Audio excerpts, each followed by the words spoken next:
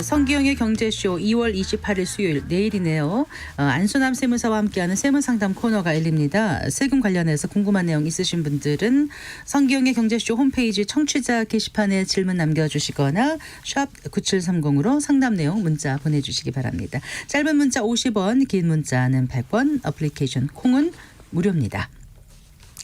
100세 시대 행복한 노년을 위해서는 건강 그리고 노후 대비가 무엇보다 중요한데요. 은퇴 이후 노후 자금 마련을 위한 돈 관리 계획 구체적으로 세워보겠습니다. 오늘도 미래에셋 투자와 연금센터의 김동엽 상무와 함께합니다. 어서 나오십시오. 네, 안녕하십니까? 네, 반갑습니다.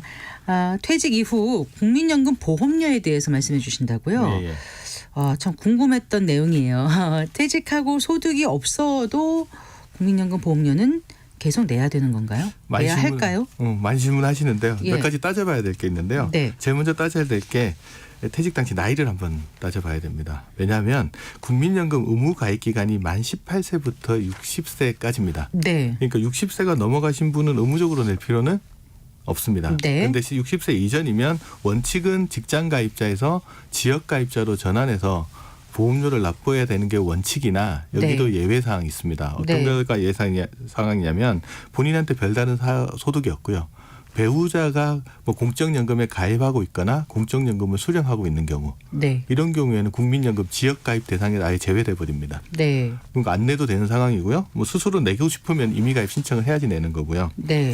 또 어떤 경우가 있냐 그러면 소득이 없어서 조기 노령연금을 신청해서 국민연금을 당겨서 받는 경우 있잖아요. 네네. 최장 5년 정도 당겨 받을 수 있는데 이 경우에도 해당되면은 안 내도 됩니다. 이게 아니라고 하면 지역 가입자로 전환해서 보험료를 내야 됩니다. 네. 근데 그 지역 가입자로 전환하면 보험료를 얼마나 내야 되는 거죠? 일단 직장 가입자는 자기 소득의 9%를 보험료로 내잖아요. 네. 그죠? 반은 회사가 내주고 반은 자기가 내게 돼 있는데 지역 가입자도 마찬가지다. 기준 소득 월액의 9%를 보험료로 냅니다. 네. 기준 소득 월액이 뭐냐 그러면 지역 가입자가 자기가 신고하는 소득 있잖아요. 네. 그 소득에서 1,000원 미만 금액은 빼고 남은 금액을 기준 소득 월액이라고 하는데 사람들이 신고하다 보면 너무 작은 금액을 신고하거나 너무 많은 금액을 신고할 수 있잖아요.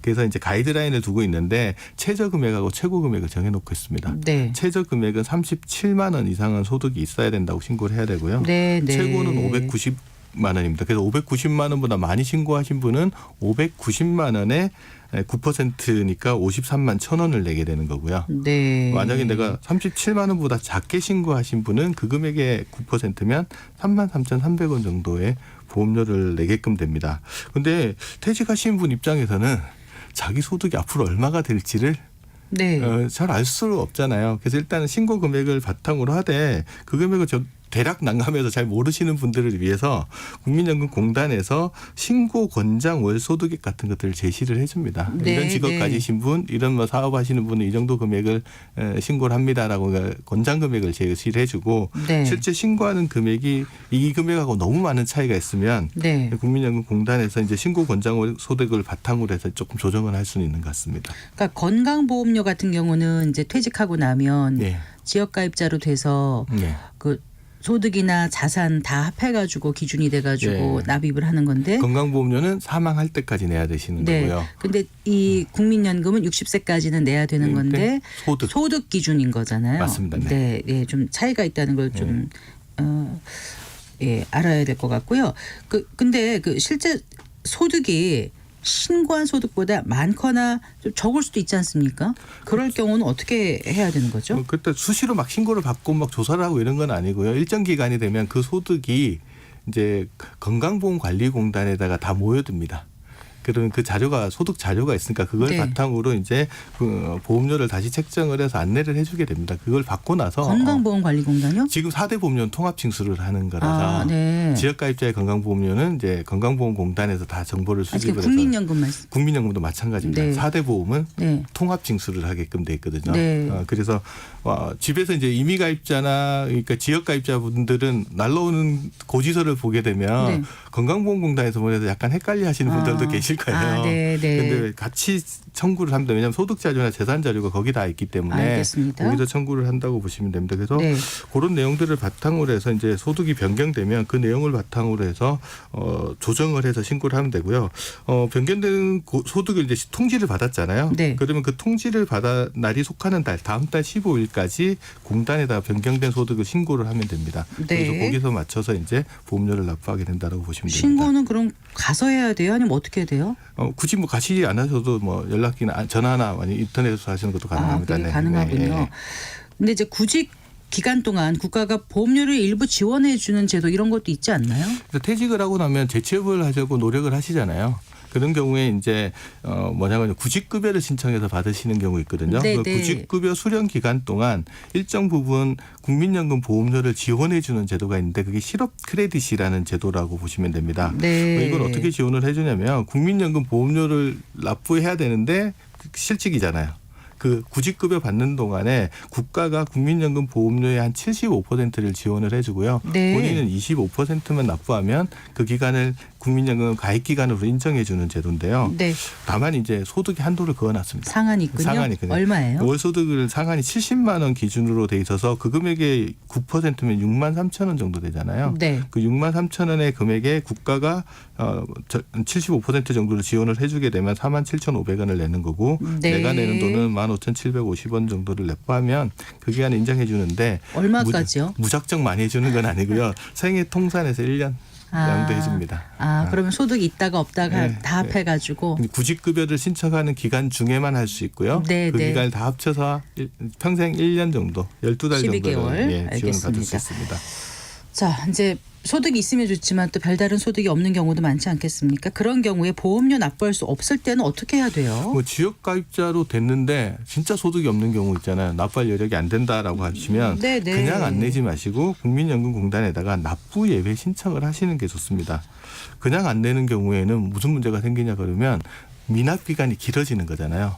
전체 납입할 기간에서 미납 기간이 3분의 1을 넘어가게 되면 어떤 불이익이 있냐 그러면 내가 죽었을 때 유족연금이 안 나옵니다. 다쳤을 때 장애연금이 안 나올 수도 있기 때문에 무작정 안 내지 마시고 네. 일단 납부 예외를 신청을 하시면 네. 그 사유가 인정되면 보험료 낼 능력이 안 되는군요라고 인정을 해주면 그 기간 동안 안 낼 때 불이익은 없습니다. 그러니까 납부 예외 기간 동안은 가입 중인 것으로 인정이 되니까. 네, 인정됩니다. 물론 이제 연금을 산정할 때 연금액 책정할 때는 그게 가입 기간은 포함 안 되지만 그렇겠죠. 네. 그런데 납부 예외 그렇죠. 기간 중에 뭐 장애를 입거나 사망하게 되거나 네, 이럴 때 그렇죠. 예. 장애연금이라든가 유족연금 받을 수 있다 이런 말씀이신 건가요? 그런 것들을 잘 보시고 네. 처리를 하시는 거 무작정 안 내는 것보다는 신고를 하고 안 내는 게 낫다. 그런데 납부 예외 기간에 이제 갑자기 또 소득이 발생할 경우에는 어떻게 해야 돼요? 그러면 이제 소득이 발생하면 납부 재개를 신청을 하시면 되고요. 네. 보통 소득 잡힌 게 아까 말씀드렸던 공단 측에다가 정보가 들어오게 되면 안내장을 보내주거든요. 네. 거기에 맞춰서 신고를 하시면 됩니다. 그 지역가입자 중에 납부 예외 신청하지 않고 보험료 내지 않는 분도 계실 것 같아요. 주로 프리랜서 분들이 이런 분들이 되게 많으세요. 아. 이게 소득이 들쑥날쑥하다 보니까 어떨 땐 내야 되고 어떨 때 안 내야 되니까 아예 모르겠다 안 내는 경우들이 있는데 혹시 불이익은 없습니까? 이게 아까 말씀드렸듯이 유족연금이나 장애연금이 안 나오는 불이익도 있지만 나중에 이제 내가 노후가 급해서 이제 연금을 늘려받고 싶을 때 있잖아요. 그럼 과거 안 냈던 보험료를 나중에 내는 추후납부 제도라는 게 있는데 네. 이 추후납부를 할 수가 없습니다.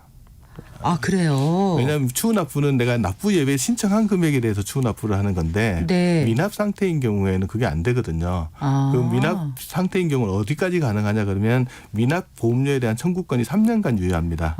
그럼 아무리 많이 길게 내고 싶어도 3년치 보험료 정도까지만 내가 낼 수 있지 네. 더 길게는 내가 과거 안 냈던 보험료를 내서 연금을 더 많이 받는 방법을 쓸 수가 없게 되기 때문에 네. 가능하면 가급적이면 납부 예외 신청을 하시고 그러고 안 내더라도 안 내야지 내 임의적으로 그냥 미납 상태로 가는 거는 그다지 좋은 방안은 아닌 것 같습니다. 그러니까 미납 보험료에 대한 징수권 소멸시효가 3년이다. 이게 그 뜻이었군요. 예, 3년이 지나면 내고 싶어도 못 내고요. 그렇군요. 청구도 안 하는 겁니다.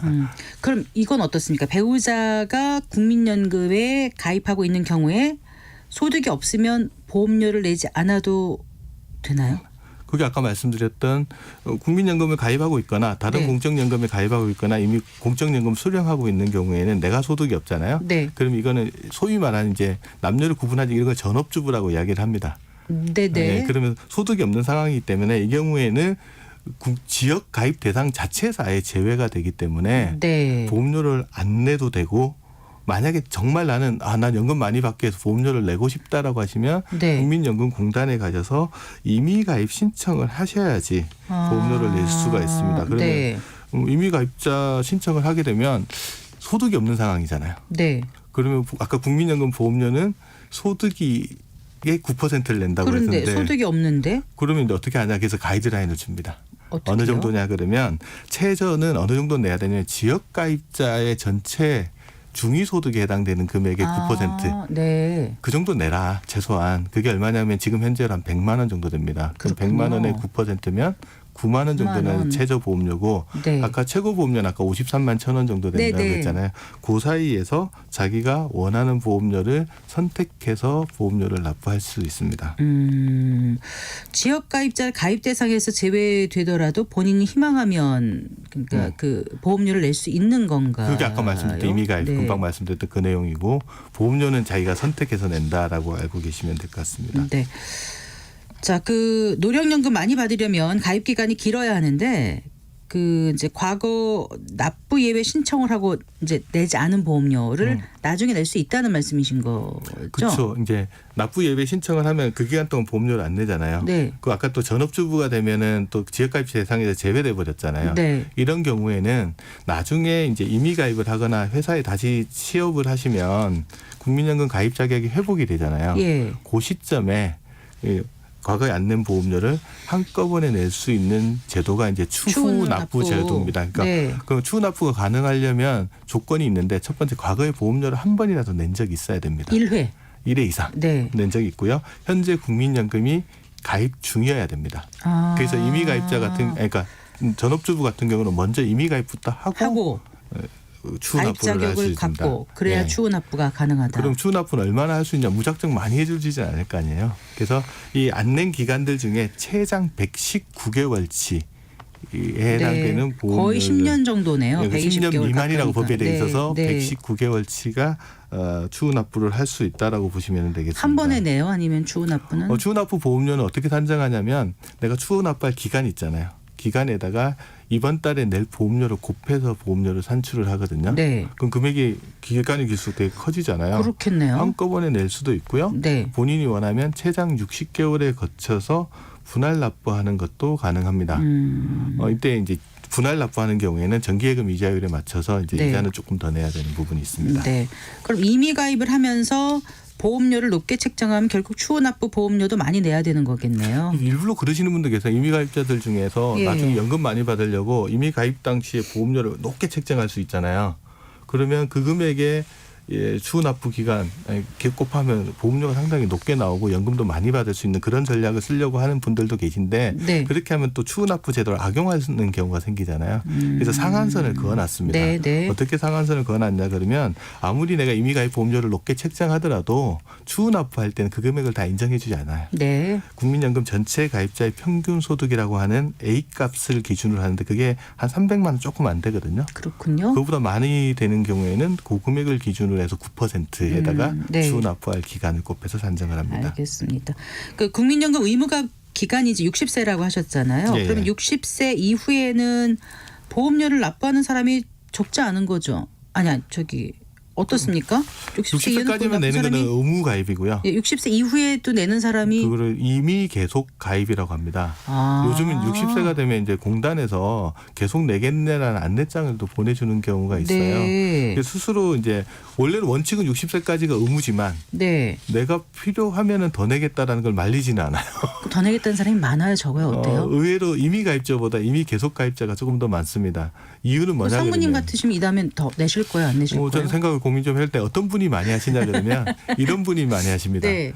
국민연금을 가입자가 노령연금을 받으려면 10년 이상 납입을 해야 되는데 네. 60세가 되는 시점에 10년이 안 되시는 분들이 있으세요. 아. 네. 그러면 연금을 받는 게 일시금 받는 것보다 낫잖아요. 네. 그러면 이미 계속 가입을 해서 연장을 해서 조금 더 내시는 분도 계시고요.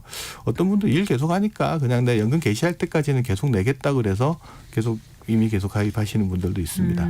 네. 그럼 언제까지 그건 계속 할 수 있어요? 65세에 달할 때까지 신청을 하면 이미 계속 가입을 할 수 있고 계속 낼 수는 있는데 실질적으로는 자기 연금 수급 개시 연령까지는 하시고 그 이후에는 더 낼 것 같으면 그냥 연기연금을 신청하는 게 훨씬 더 유리해서. 연기연금 나중에 받겠다. 예, 네. 그걸 신청은 더 유리해서 보통 이제 자기 연금 수급 개시 연령까지 보통 많이 이미 계속 보통은 가입을 지금 하는 것 같습니다. 가장 늦은 개시 연령이 65세인가요? 69년도 이후 출생자 같은 경우가 65세부터 네. 연금이 개시됩니다. 그렇더라고요. 네. 네.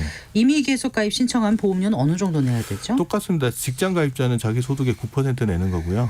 근데 회사 지원부는 없습니다. 네. 이미 계속 가입은 선택이기 때문에 네. 지역 가입자도 마찬가지 자기 신고한 소득의 9%를 낸다고 보시면 되고요. 전업주부 같은 경우는 자기가 원하는 만큼 낼 수 있습니다. 네. 다시 여쭤볼게요. 노령연금 수급 개시 시기가 지난 다음에도 보험료는 낼 수는 있다. 낼 수는 있는데 내시는 분은 거의 없다라고 보시면 됩니다. 아유, 알쏭달쏭 막 헷갈리는데 잘 정리해 주셔서 고맙습니다. 감사합니다. 네, 감사합니다. 네, 김동엽 미래에셋 투자와 연금센터 상무와 함께했습니다. 네, 마칠 시간이네요. 성기영의 경제쇼 오늘 순서 여기까지입니다. 저는 아나운서 성기영이었습니다. 고맙습니다.